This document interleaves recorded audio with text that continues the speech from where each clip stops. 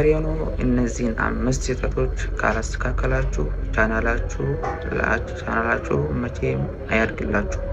አሁን የምነግራችሁን 5 ነገሮች ማረም አለባችሁ። አሁን የምነግራችሁ 5 ነገሮች ካላስተካከላችሁ ቻናላችሁ መቼም አያድግም። በተለይ 5ኛ ላይ የምነግራችሁ የብዙዎቹ የትላልቅ ሚዲያ ያላቸው ስህተት ነው። እነሱም ይህን ስህተት እንዳይሰሩ የተቆጠቡ ይገኛሉ።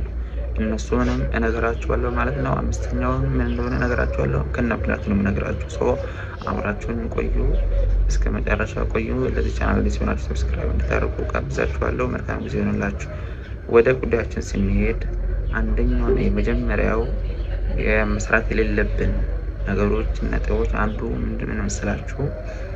የሌላ ሰው ኮንተንት ወይም ቪዲዮ መልቀቅ። ይህ ትልቅ ስህተት ነው።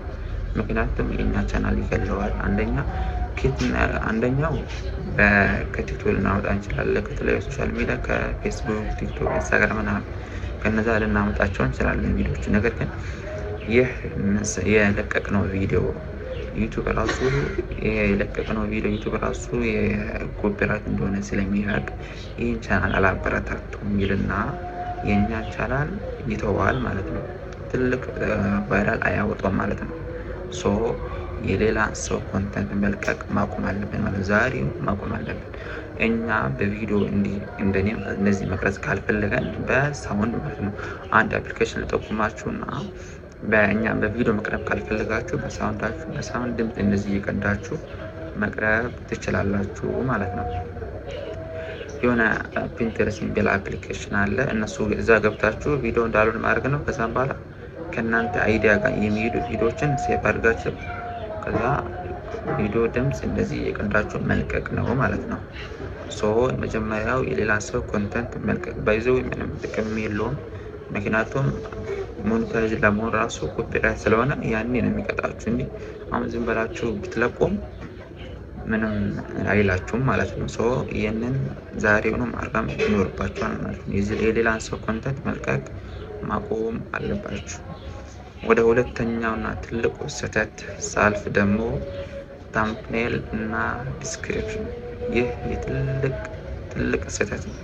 ምክንያቱም ታምፕኔል ማናስተካክል ከሆነ ዲስክሪፕሽን ማናስተካክል ከሆነ ዩቲዩብ ቻናላችን አይታይም። ምክንያቱም አሁን ለምሳሌ ቪዲዮ የምታዩ ሰዎች ታምኔል አይታችሁ ነው የገባችሁት።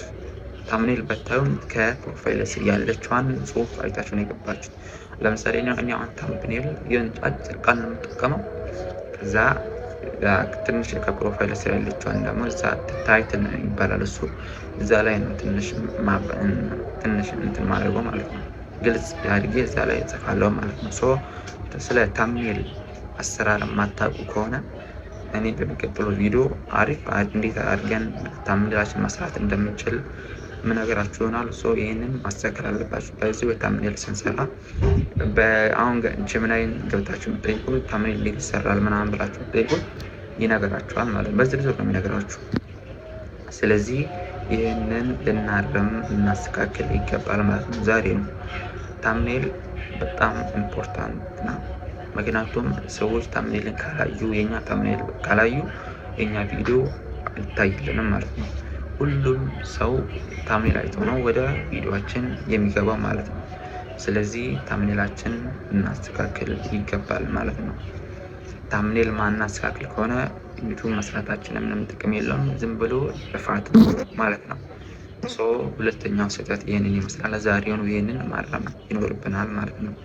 ወደ ሶስተኛው ስህተት ሳልፍ የተበላሸ ቪዲዮ እና ድምፅ መልቀቅ።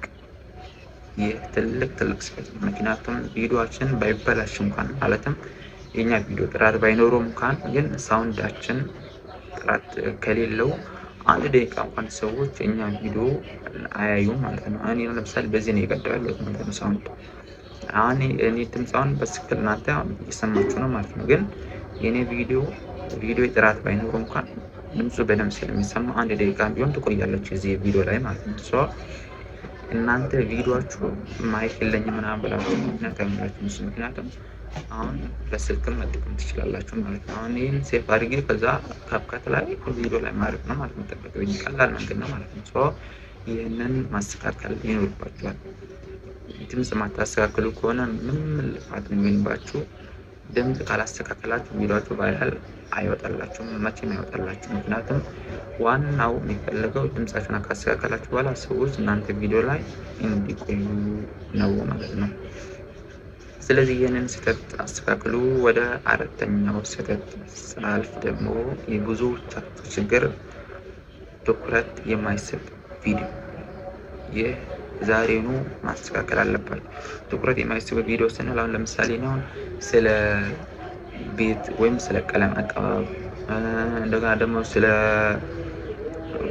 ተለያዩ ነገሮች ወይም በቃ ትኩረት የማይስቡ ቪዲዮ ስለ ቤት ማስተካከል ሊሆን ይችላል፣ ስለ ተለያዩ ነገሮች ስለ ቲቪ ማየት ምናምን ብለው አሁን ምንም ሰው አይስብም ማለት የሰው ትኩረት አይስብም። ሰው ይህን ቪዲዮ ስንሰራ በጣም ተጨንቀን ወይም አስበን ሊሆን ይገባል ማለት ነው። ምክንያቱም ያ ቪዲዮ ሰው ጋር ደርሶ ሊጠቅም ይገባል ማለት ነው። ስለዚህ ይህንን ማስተካከል ዛሬውኑ ይኖርብናል ማለት ነው። ወደ አምስተኛው ወደ መጨረሻው ትልቁ ስህተት እና የትላልቅ ዩቲዩበሮች ስህተት መሰላችሁ። ትላልቅ ዩቲዩበሮች ስላችሁ አሁን ትላልቅ ቻናል ያላቸው ሰዎች ይህንን እያስተካከሉ ይገኛሉ። ምክንያቱ ለምን መሰላችሁ? እሱን እንገራችሁና ላብራራላችሁ። ረጅም ኢንትሮ አትጠቀሙ።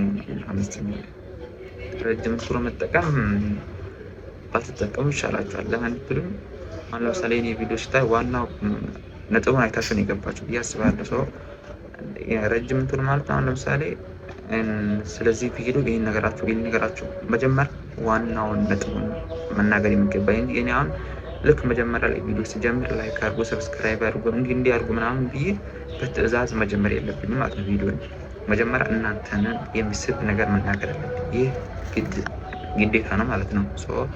ይህንን እኔ እናንተ የሚስብ ነገር ካልተናገርኩኝ ምንም እንትን የለውም ማለት ነው። እኔ ቪዲዮ አታዩትም ላታዩት ትችላላችሁ፣ ስክሮል ታደርጉታላችሁ። ይሄ ደግሞ ቫይራል እንዳይወጣ ያግዷል።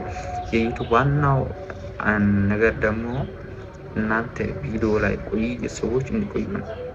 ምክንያቱም ዩቱብ ከዛ ቪዲዮ ላይ የሚያገኘው ገንዘብ ስላለ ማለት ነው።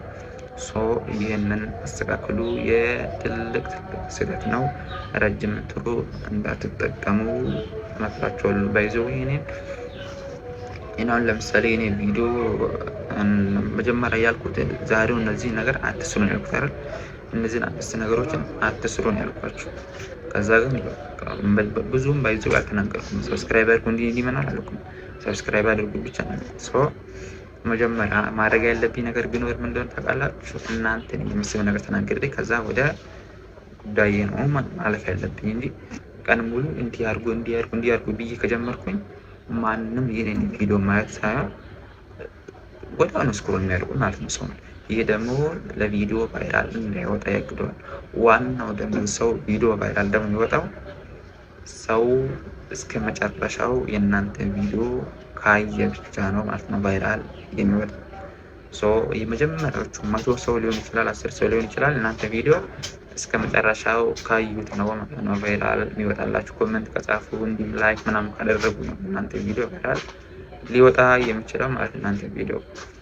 እነዚህን 5 ስህተቶችን ዛሬውኑ ማስተካከል አለባችሁ። ዩቱብ ላይ ቁም ነገር የሚመቻችሁ ሰዎች ደግሞ ይህንን ቻናል ሰብስክራይብ አድርጉ። በየጊዜው ከጊዜው ጋር የሚሄዱ ወይም ወቅታዊ የሆኑ ነገሮችን የምናቀርብበት የምንማማርበት ቻናል ነው ማለት ነው። ስለዚህ ይህንን ቻናል ሰብስክራይብ ያላደረጋችሁ ሰዎች ሰብስክራይብ እና ላይክ አድርጉ። በቀጣይ ቪዲዮ ደግሞ እንዴት አድርገን ቪው ማግኘት እንዳለብን ደግሞ በሌላ ቪዲዮ አመጣላችኋለሁ ማለት ነው። የዛሬ ቪዲዮ የሚመስል ነበረ። ቪዲዮ ከወደዳችሁ ላይክ እና ሰብስክራይብ ማድረግ ትርሱ።